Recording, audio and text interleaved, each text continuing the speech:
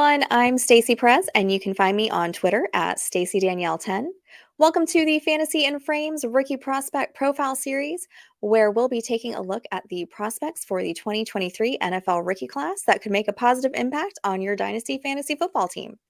So before we get started, don't forget to subscribe to the Fantasy and Frames YouTube channel and follow us everywhere on social media for more awesome fantasy football content.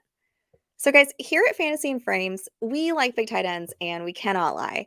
So, without further ado, let me introduce you to our rookie prospect for today. That would be Darnell Washington. He is a junior tight end from the University of Georgia. So, one of the first things that stands out about Darnell Washington is that he stands in at a commanding 6'7" and weighs about 270 pounds. So, putting that in perspective, he's going to be bigger than Travis Kelce, Mark Andrews, Darren Waller, pretty much any of the starting tight ends in the league right now. So, what we're going to do today is we're going to break down some pros and cons about this rookie prospect. Right now, he is ranked as the 4th overall tight end prospect by both PFF and ESPN. So, some of the pros about Darnell Washington, obviously right off the bat, is going to be his size. It's a huge plus for him as a draft prospect, and it helped him have his best season this year. So when he gets the ball, which he did for 28 times this season, for 454 yards and 2 touchdowns, he's an absolute beast to bring down. According to PFF, um, out of tight ends who were targeted between 10 and 19 yards, Washington ranks as the 4th overall in yards, the 2nd overall in YAC, yards after catch, and he's tied for the 5th in receiving touchdowns.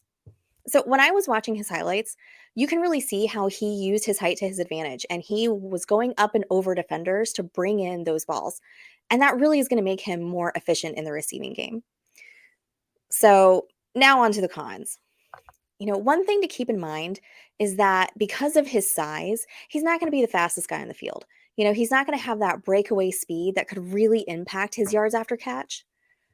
And also because of his size, so another con, even though we just talked about it as a pro, is that a team that could have a poor offensive line might be tempted to take him and use him as a blocking tight end. So think of him along the same lines as a Jonnu Smith type. So if he lands with a team like that, it's really going to limit his fantasy value for our purposes. So because of those things, I'm going to be more likely to take him in a best ball format rather than a redraft league. He could have those breakout games, but trying to pick those out and decide when to start him and when to sit him is probably just going to be too much for a redraft. So in a best ball, that's probably the more likely format where I would be selecting Darnell Washington. If you're playing in a dynasty format with a really deep league, he'd be a great stash too. That's another place where I would be comfortable taking him. So guys, for more of our in-depth rookie dynasty analysis, remember to check out our content here on Fantasy and Frames on the YouTube channel and everywhere else on social media. And if you like what you heard, give us a like, a share, a follow. Guys, I'm Stacy Perez, and you can find me on Twitter at StacyDanielle10. Until next time.